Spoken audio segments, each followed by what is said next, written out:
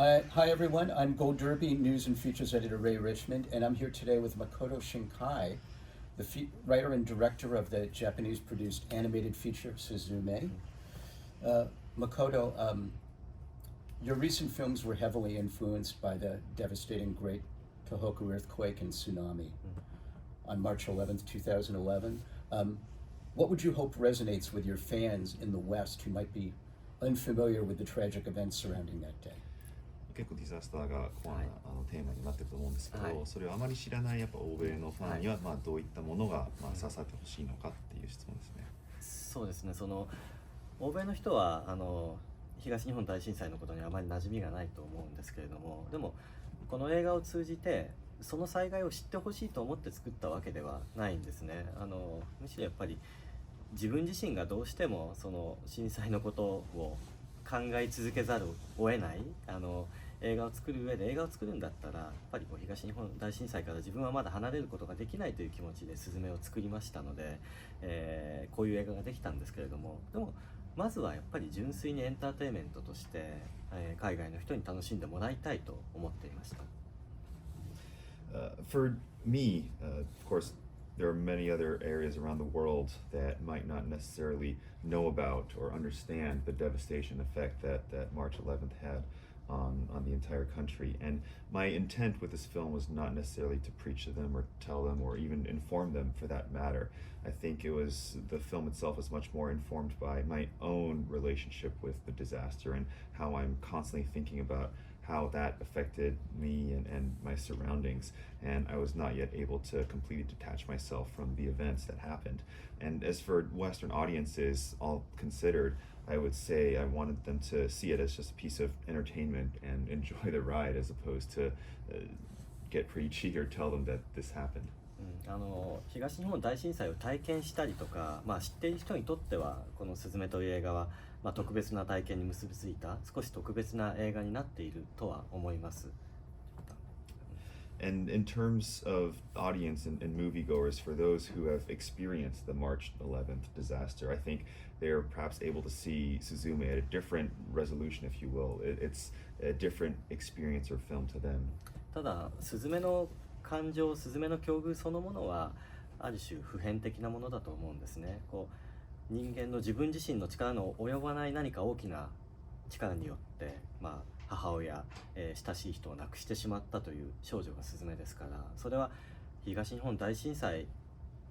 がこの映画でしたけれども、でも人によってはそれが疫病、コロナのような病気かもしれないし、あるいは戦争かもしれないし、あるいは別の種類の災害かもしれない。とにかく個人の力を超えた大きな力によって自分の大事なものが奪われてしまうという経験は、誰にとっても普遍的に起こり得るので、その意味では東日本大震災を知らなくてもおそらくは何か感情移入してもらえる映画になっているんじゃないかと思います。And that being said, I think the emotional journey that Suzume goes through is quite universal, regardless of the backdrop of the March 11th disaster or not. This idea that a force greater than yourself, something out of your control, can cause such loss and devastation, maybe something very dear to you, like in Suzume's case, her mother. You can lose someone to illness or war, or perhaps some other form of disaster. So this idea that a force out of your control, and coming to terms with that and understanding you can't really have the power to fight against it, I think that ideology is quite universal and would resonate with audiences around the world. I wondered, have you fully healed yourself from the tragedy, and what do you remember from that day? 監督本人はそれを完全に回復したというか癒されたと思っていますか、そのディザスターからで、その時何を僕自身は直接的な被災者ではなかったんですね。東日本大震災の時は僕は東京でアニメーション監督を普通にしていました。ですから、東京も被害には遭いましたけれども、でも僕はやっぱり自分自身は被災者とは言えないと思っています。Me personally, I don't think I would call myself a sort of direct victim of the incident, because I was at the time in Tokyo directing animation. And of course, there was a lot of, you could feel the effect in Tokyo for sure, but at the same time, I wouldn't call myself a direct victim of the earthquake. ただ自分自身が被災者ではなかったというそのそのこと自体が僕自身に大きな影響を与えたんですね。日本でこれだけ悲惨な災害が起きて亡くなってしまった人も2万人以上がいて、でも自分は何も変わらずアニメーションを作り続けていていいのか、何かこう自分が被害に遭わなかったことの後ろめたさみたいなものがずっとあって、その後ろめたさをどういうふうにこう自分の中で解消していけるんだろうと考えながらアニメーションを作り続けてきて、スズメまでたどり着きました。And while I'm not a direct victim, it still affected me. And the idea that I wasn't a direct victim actually is what really kind of ate at me at night. And thinking about, of course, the earthquake itself, it took 20,000 plus lives, and you could still see the effects all around you. And, it made me question whether I should continue directing animation. But at the same time, it's this lingering emotion that I wasn't directly affected by it that made me think really hard about how life continued to go on. So in some way, these films, I think for me, was my process of overcoming that. そうですね。ですから僕自身にとって311の出来事のその後ろめたさみたいなものから少しでもこう回復するために、君の名は天気の子、すずめの戸締まりという映画を作り続けてくる必要があったような気がしています。今は完全に自分自身は被災者ではないので回復したというのはおかしいんですけれども、でも、この10年間作り続けてきたことの意味はあったかなと。ずっと抱えてきたどうしようもない後ろめたさのようなものは気づけば随分薄れてきたような気がします。And for me, of course, that lingering emotion from March 11th, I think through the process of over 10 years directing 3 films, Your Name, Weathering with You, and now Suzume, in some ways helped me understand what the meaning was. And, while I wasn't a direct victim, so I don't even know if the term healed is applicable or correct in this sense, but I do think that there was some meaning over these past 10 years of me creating these 3 films. Did you base the character of Suzume on anyone you've ever known personally? 個人的に知ってる人が、はい。いや、多分個人的に誰かをモデルにしたということはありません。ただやっぱりスズメを描くときにいくつか思い浮かぶ風景は東日本大震災の時に地震津波の後の何もなくなってしまった瓦礫の中で一人歩いている、子供の写真であったりとか、子供を探して歩いている親の写真であったりとか、そういう報道の中で繰り返し見てきた光景というものは多分スズメのいくつかの原型になっていると思います。I wouldn't say that there is a direct model or someone that I know personally that I modeled Suzume after, but what I did consider when creating the Suzume character was a lot of imagery that I saw on the news during this disaster, and think about after the tsunami wiped away this whole city, just these kids walking alone searching for something, or parents, just that it seemed very solemn and lonely. I think that the collective imagery of all these news broadcasts is what kind of inspired me for Suzume's image. How did you work to prevent the film, Makoto, from coming across as too heavy and dark? はい、重たくてダークになりすぎないように、はい、どうやって。そうですね。もうおっしゃる通り、震災を描こうと直接描こうとするととてもダークな映画になってしまうと思ったので、構造的に暗くなりすぎないような工夫をしようと一番最初に考えました。そこで思いついたのがスズメの旅のパートナーをソータという3本足の椅子にするというアイディアです。As you so acutely referenced, the taking on this 2011 disaster and depicting it in a very direct manner would have resulted in a very dark and heavy film. So on the creative side, structurally, I wanted there to be a different, more entertaining aspect to it, something a little more lighthearted, which is where I came up with the idea of a 3-legged chair, Sota. そう、スズメの旅の最終的な目的というのは、彼女が自分の故郷までたどり着いて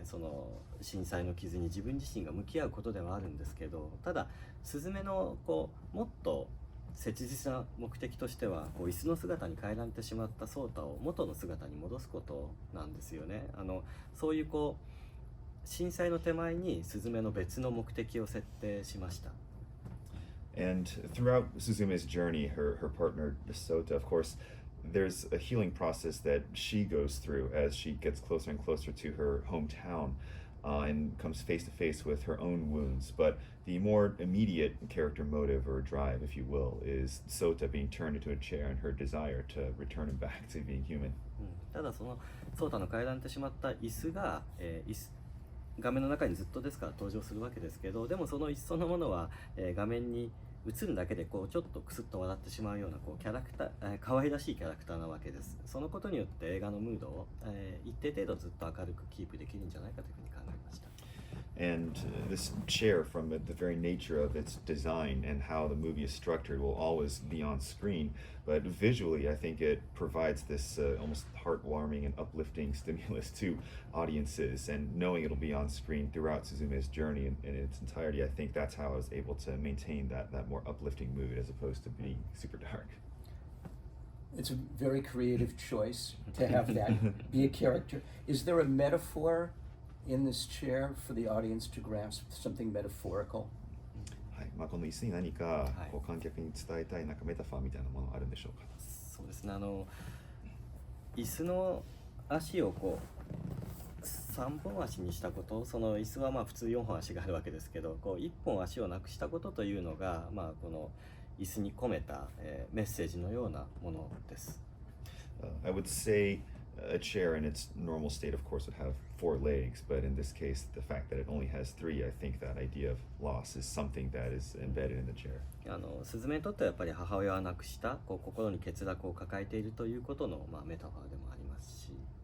And in the case of Suzume, perhaps it's her state of mind or this void that's been left after the disaster. あるいはその足が1本なかったとしても、こう人は走ることも立ち上がることもできる、傷を抱えたままでも生きていける、そういう存在に移送したいというふうに思いました。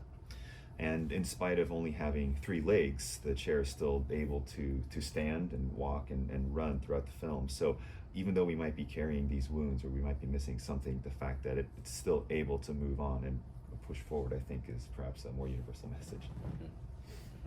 Very creative choice, as I said. Have you ever taken a road trip similar to the one that's in Suzume? その似たようなロードトリップを監督はされたことあるんでしょうか。そうですね。学生時代は一人旅をよくしましたので、電車に乗って、まあ、日本列島ってこう東から西に細長い島になっているので、一人で移動したことはよくありました。その経験も影響しているかもしれませんし、まあ、何よりもその今回のスズメを描こうと思った時に自分自身がスタッフと一緒に、まあ、九州から東北まで、まあ、車や電車を使って旅をしてみましたので、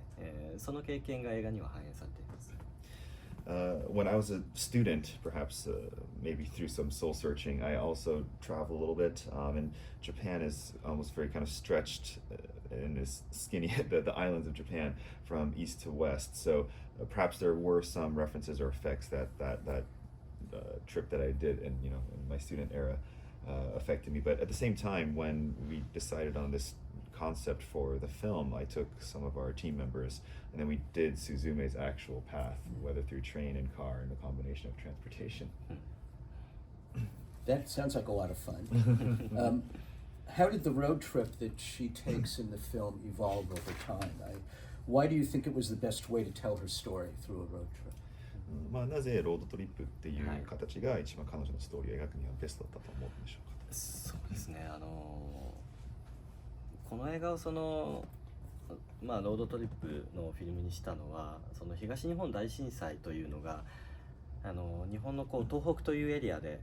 起きた地震ではあるんですけど、でもその後日本全体を巻き込んだようなこう巨大なやっぱり日本人全体に影響を及ぼすような大きな災害だったから、日本全体を描く必要があるというふうに考えました。Well, the road trip format, the 2011 earthquake, of course, the epicenter was in the Tohoku region of Japan, but in spite of it, I think the effects and the devastation was not limited to just the Tohoku region. It could be felt throughout the entire country, which is why, to me, it only made sense to then include the entire country in this road trip. スズメはいろいろな街を旅をしていろいろな街のいろいろな人に出会って、助けられながら旅をしていくんですけど、でも日本というのは本当に災害の多い国なので、彼女の立ち寄る街全てが過去に、大きな災害があった場所なんですね。ですからスズメが出会う人たちというのは映画を見てるだけだと気づかないけれども、やっぱり過去の災害から立ち直った人たちなんですよ。そういう人たちがスズメが、災害の傷から立ち直るような手助けをみんながしてくれるというような映画にしたいと思って、あのような旅のルートをたどらせました。And as Suzume travels through these various different cities and towns, you can definitely feel the locals aiding her in her own journey. And this might not be very obvious on first watch, but Japan, of course, is a country very prone to disaster. And every region that she goes to, in some time in history, had some disaster, whether it's an earthquake or otherwise. So everywhere she goes, it's actually some disaster-stricken area. And the importance here, I think, is that the characters that live there and who continue to aid Suzume were able to, they themselves, somehow find some kind of healing or come to terms with the disasters that they've overcome and still be cheerful and encourage her. So I wanted not just the people she encounters, but the regions themselves to almost encourage and aid in her journey. It seems like so much of the daily lives of Japanese people surround fear of imminent earthquake and tsunami. Did that fear influence the Suzume storyline in a profound way? すごい、そのいわゆるディザスター、地震や津波と常に生きてるっていうこの感覚は大きくその映画を影響を及ぼしたと思いますか？そうですね、影響を与えていると思います。スズメという映画にも影響を与えているし、僕自身にも影響を与えているし、今その日本人の国民性のようなものにも影響を与えていると思います。それはそのいつ災害が起きるかわからない、いつ自分の町がなくなるかわからない、死がすぐ隣にあるという感覚がどこか、無意識のうちにも日本人にはあるような気がするんですね。ですからスズメは死ぬのなんて怖くないというふうに繰り返し映画の中で叫びますよね。それはやっぱり僕たちがそういう場所に住んでいるという、ことが影響しているんだと思います。I certainly think that there is an effect not just on Suzume or the movie in its entirety, but